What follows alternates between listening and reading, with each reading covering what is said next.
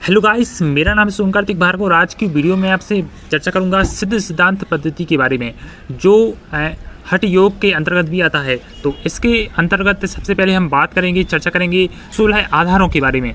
तो 16 आधारों में सबसे पहला है पादांगुष्ठ, मूलाधार, गोदाद्वार, मेद आधार, उड्डयन आधार, नाभि आधार, हृदय आधार, कंठाधार, घटिकाधार, तालु आधार और जिह्वा आधार।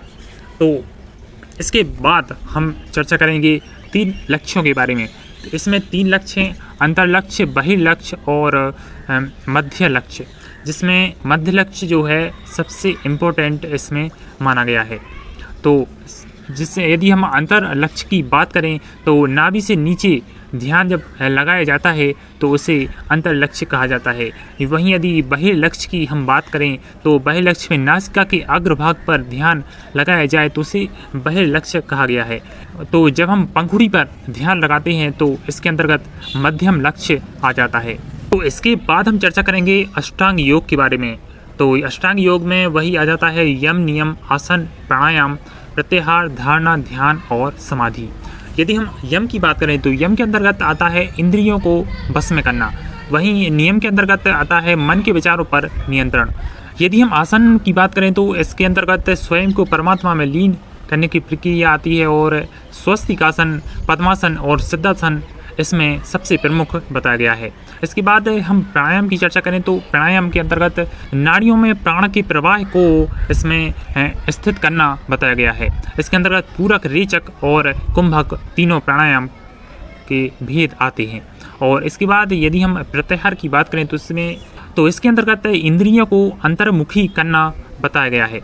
और यदि हम धारणा की बात करें तो इसके अंतर्गत अंतरात्मा, बाहर परमात्मा और बाहर आत्मा दोनों को एक माना गया है। यदि हम ध्यान की बात करें तो इसके अंतर्गत समस्त भूतों प्राणियों में समता का भाव, एक रूपता का भाव इसमें बताया गया है। तो यदि हम समाधि की बात करें तो इसके अंतर्गत सहज, निरुद्ध और तटस्थ अवस्था को समाधि बताया गया है। अब जो है अध्याय 3 के अंतर्गत इसमें 7 पाताल के नाम आते हैं, जिसमें पाताल, तलाताल, महाताल, रसाताल, सातुल, वितल और अतल ये सभी आते हैं। तो यदि हम 7 द्वीपों की बात करें इसके अंतर्गत जम्मू, शक्ति, सूक्ष्म, गोमय, श्वेत और प्लक्ष द्वीपों को बताया गया है।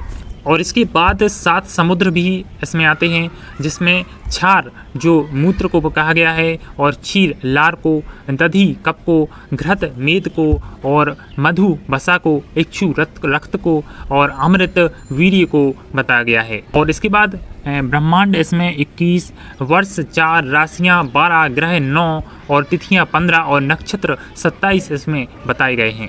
इसके साथ ही सिद्ध सिद्धांत पद्धति में गुरु गोरक्षनाथ ने 72,000 नाड़ियों को भी इसमें बताया है, इसमें चर्चा की है। इसके बाद इन्होंने 8 कुल पर्वतों को भी बताया है, जिसमें सुमेरु, कैलाश, हिमालय, मलय, मंदार, विंध्याचल, मैनाक और श्रीशैल पर्वत इसमें बताए हैं।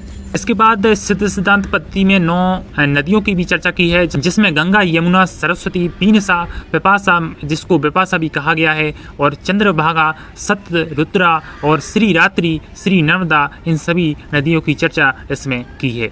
इसके बाद 9 खंड बताए गए हैं, जिसमें भारत खंड, कश्मीर खंड अर्थात जो भारत खंड है वह गोदा प्रदेश को कहा गया है, और कश्मीर खंड लिंग प्रदेश को, और करपर खंड मुँह में, श्री खंड नासिका दाएं छिद्र को, और संघ खंड नासिका की बाएं छिद्र को, एक पाद खंड को अर्थात बायां नेत्र, गांधार अर्थात दायां नेत्र, और कैवर्त खंड अर्थात बायां कान, और महामेक खंड अर्थात दाएं कान को इसमें बताया है। इसके बाद अध्याय 4 की बात करें तो इसमें पिंडाधार कुल शक्तियाँ इसमें बताई गई हैं, जिसमें परा, सता, अहंता और स्फुरता शक्तियों को बताया है। इसके बाद अकुल शक्तियों के बारे में बात करें तो जाति, वर्ण और गोत्र आदि को इसमें बताया है।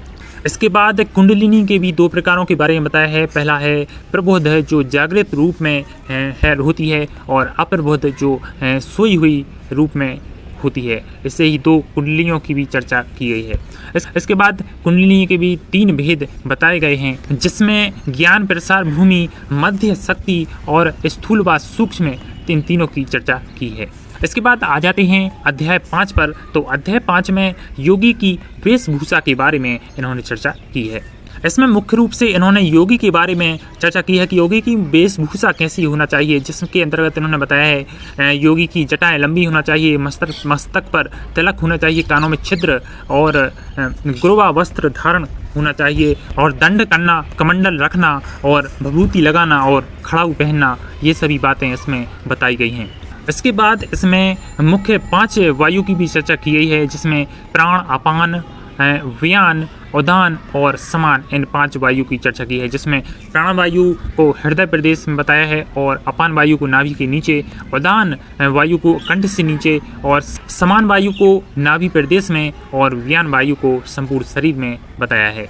इसके बाद यदि उपप्राण की बात करें तो इसमें नाग डकार को बताया है, कूर्म पलक झपकाना, किरकल भूख व प्यास को, देवदत्त जमाई को, और धनंजय मरने के बाद भी शरीर में विद्यमान रहे, ऐसा उसमें कहा गया है। इसके बाद संतों के 5 देवता भी इसमें बताए गए हैं, जैसे ब्रह्मा, विष्णु, रुद्र, ईश्वर और सदाशिव।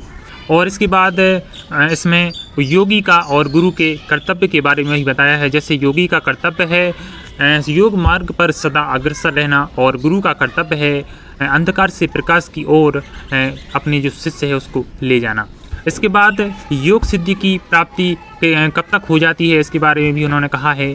तो इसमें बताया गया है कि योग सिद्धि की प्राप्ति यदि करना है तो उसके लिए 12 साल उसमें तप उसमें करना पड़ता है। अध्याय 6 की यदि बात करें तो अध्याय 6 के अंतर्गत अवधूत योगी, पंचक्लेश आदि के बारे में इसमें बताया गया है।